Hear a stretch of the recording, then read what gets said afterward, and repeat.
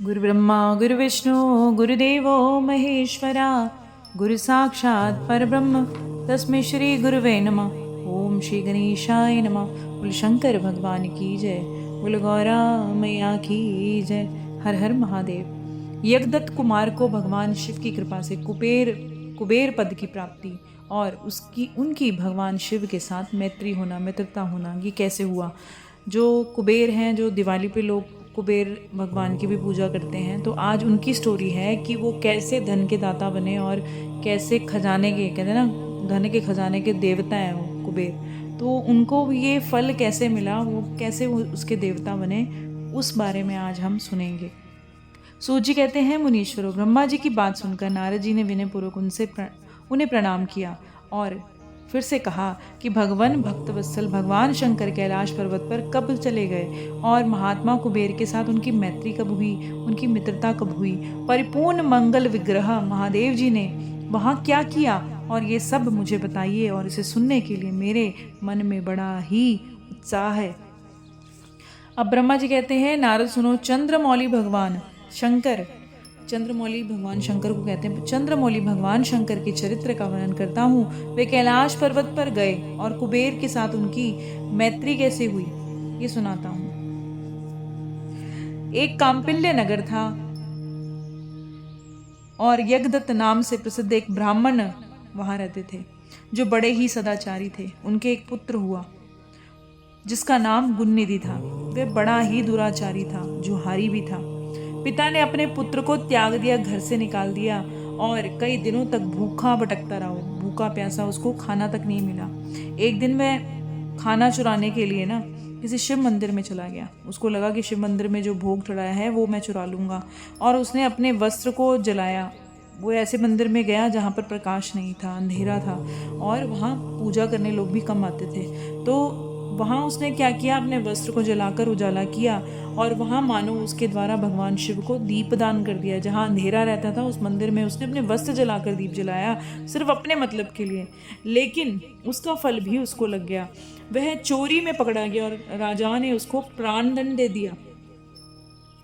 उन्होंने सोचा कि यहाँ चोरी करने आया और उसको प्राणदंड दे दिया कि शिव मंदिर में चोरी करने आया। अपने कुकर्मों के कारण यमदूतों द्वारा वह बांधा गया। उसने कोई पुण्य कार्य नहीं किया था, सिर्फ ये दीपदान के अलावा कि अपने वस्त्र जलाकर उसने मंदिर में प्रकाश किया था। इसके अलावा सारे पाप कर रखे थे। यमदूतों ने उसे बांध लिया। इतने में ही भगवान शंकर के पार्षद वहाँ आ गए, उनके गण आ गए। उन्होंने उसे बंधन से छुड़वा लिया। शिवगणों के संग से उसका हृदय शुद्ध हो गया। जैसे ही वो शिवगणों के साथ में खड़ा हुआ तो उसका जो हृदय था वो शुद्ध हो गया। वह उन्हीं के साथ तत्काल शिवलोक चला गया। उनके साथ वो शिवलोक चला गया। वहाँ सारे दिव्य भोगों का भोग उसने किया और उमा महेश्वर की सेवा करके कालांतर में वह कलिंग राज अरिदम का पुत्र हुआ। फिर दोबारा उसने जन्म लिया और कलिंग राज अरिदम थे उनका पुत्र हुआ। उसका नाम था दम।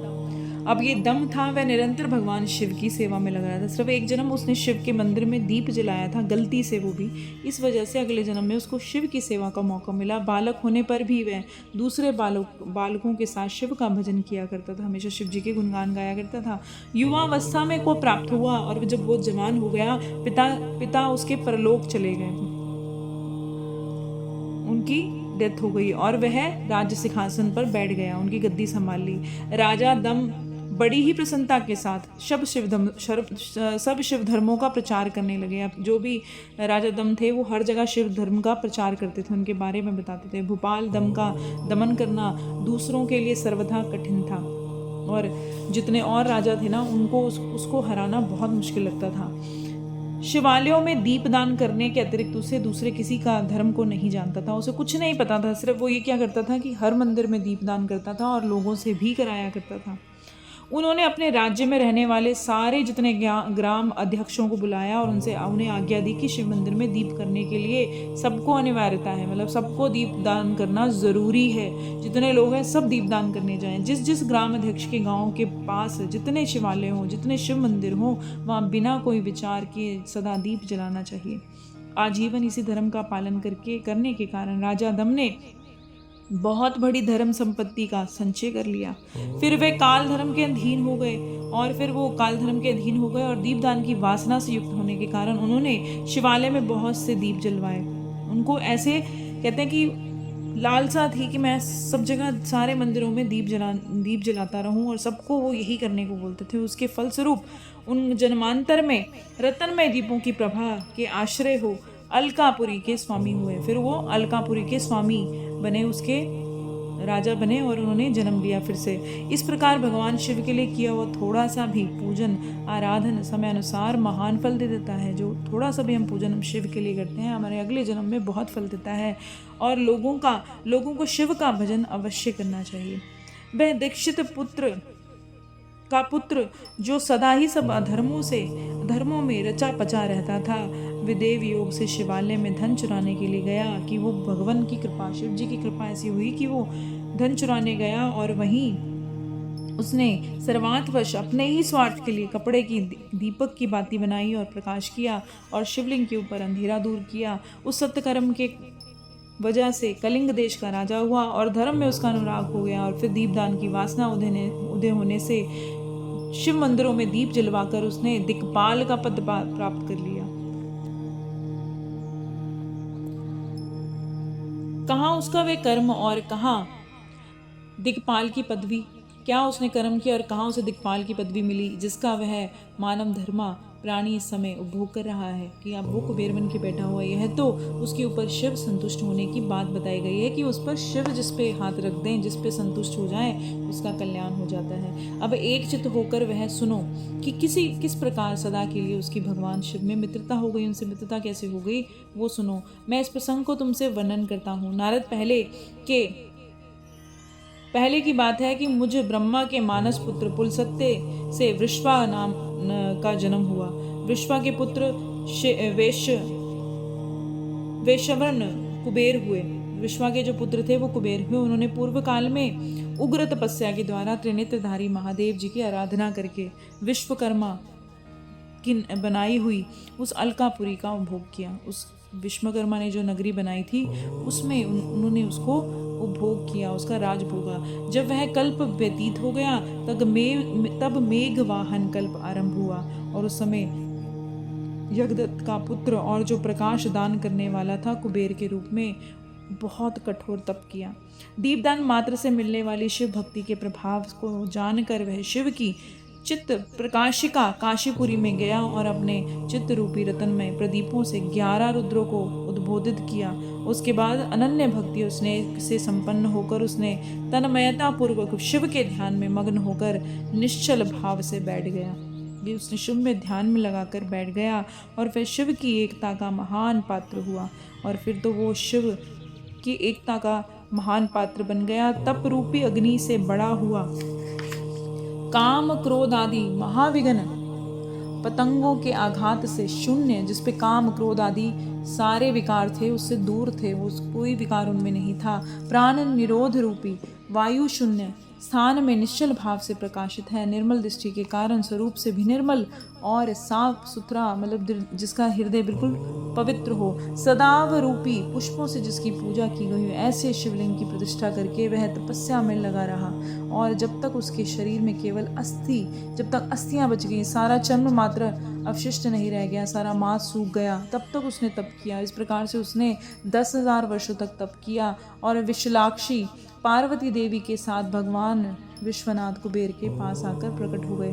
उन्होंने अलकापति की ओर देखा, कुबेर की ओर देखा और शिवलिंग में मन लगाकर एक पत्थर की तरह, जैसे कहते हैं ना, शिवलिंग में ध्यान लगाकर वो बैठे हुए थे। और भगवान शिव ने उनसे कहा कि अलकापते, मैं वर देने आया हूँ, तुम अपना मनोरथ बताओ, तुम्हारी जो इच्छा हो मुझे बताओ। ऐसी वाणी सुनकर तपस्या के निधि कुबेर ने जैसी ही अपनी आंखें खोली तैसे ही उसने उमा वल्लभ भगवान श्रीकंठ के सामने खड़ी दिखाई दिए।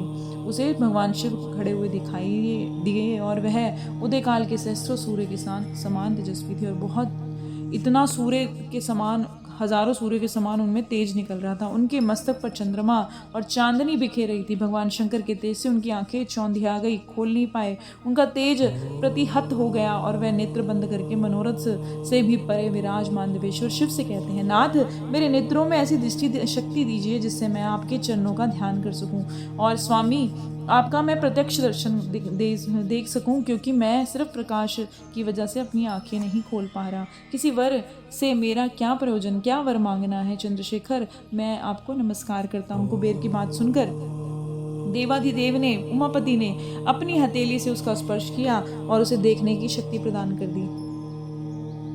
फिर तो वो आंखें फाड़ फाड़ के उनकी ओर देखने लगा और भगवान शंकर के जो पास सर्वांग सुंदरी खड़ी थी पार्वती माता, उनको देख के सोचने लगा ये कौन है और इन्होंने ऐसी कौन सी तपस्या की है। यह रूप और प्रेम और सौभाग्य और यह असीम शोभा सभी अद्भुत है। वह ब्राह्मण कुमार बार बार ये कहने लगा, इस पे बार बार यही कहता हुआ क्रूर दृष्टि से माता पार्वती की ओर देखने लगा कि इन्होंने ऐसा कौन सा तप किया है जो भगवान शंकर के साथ में खड़ी है। और जब उस दुष्ट तपस्वी बार बार मेरी ओर देखकर क्या बक रहा है, पार्वती माता ने ऐसा कहा और उसकी एक आंख, उनकी एक आंख फूट गई, बाईं आंख फूट गई क्योंकि वो ईर्ष्या से शिव माँ पार्वती की तरफ देख रहे थे। देवी की बात सुनकर भगवान शिव हंसते हुए कहने लगे, उमे ये तुम्हारा पुत्र है, तुम्हें क्रूर दृष्टि से नहीं देखता बल्कि तुम्हारी संपत्ति का वर्णन कर रहा है कि तुमने ऐसा कौन सा तप किया है कि मैं तुम्हारे साथ खड़ा हूँ। ऐसा कहकर भगवान शिव पुनः ब्राह्मण कुमार से बोलते हैं, वत्स मैं तुम्हारी तपस्या से संतुष्ट होकर तुम्हें वर देता हूँ। तुम निधियों के स्वामी होगे,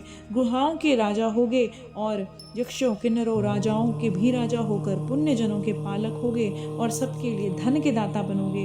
मेरे साथ तुम्हारी मैत्री मित्रता बनी रहेगी। मैं नित्य तुम्हारे पास वास करूंगा। मित्र तुम्हारी प्रीति बढ़ाने के लिए मैं अलका के पास ही रहूंगा, अलकापुरी के पास ही रहूंगा। इन उमा देवी के चरणों में साष्टांग प्रणाम करूं, ये तुम्हारी माता है। महाभक्त यज्ञदत्त कुमार तुम अत्यंत ही प्रसन्नचित इनके चरणों में गिर जाओ। ब्रह्मा जी कहते हैं, नारद इस प्रकार से वर देकर भगवान शिव पार्वती देवी से फिर कहा कि देवेश्वरी इस पर कृपा करो, ये तुम्हारा पुत्र है। भगवान शंकर का कथन सुनकर जगदम्बा पार्वती ने खुश होकर यज्ञदत्त कुमार से कहा, वत्स भगवान शिव में तुम्हारी सदा निर्मल भक्ति बने रहे। तुम्हारी बाईं आंख तो फूट गई है, इसलिए तुम एक ही पिंगल नेत्र से युक्त हो जाओ। और फिर महादेव जी ने जो वर दिए वे सब उसी रूप में तुम्हें सुलभ हो जाएं। बेटा मेरे रूप के प्रति तुम्हें ईर्ष्या करने के कारण कुबेर नाम से प्रसिद्ध हो जाओगे। तुम मेरे रूप से ईर्ष्या की है, इसलिए तुम्हारा नाम कुबेर होगा। इस प्रकार कुबेर को वर देकर भगवान महेश्वर पार्वती के साथ विश्वेश्वर धाम को चले गए और तब कुबेर ने भगवान शंकर की मैत्री प्राप्त की और अलकापुरी के पास जो कैलाश पर्वत है वहाँ भगवान शंकर का निवास हो गया। बोल शंकर भगवान की जय, बोल गौरा मैया की जय। हर हर महादेव।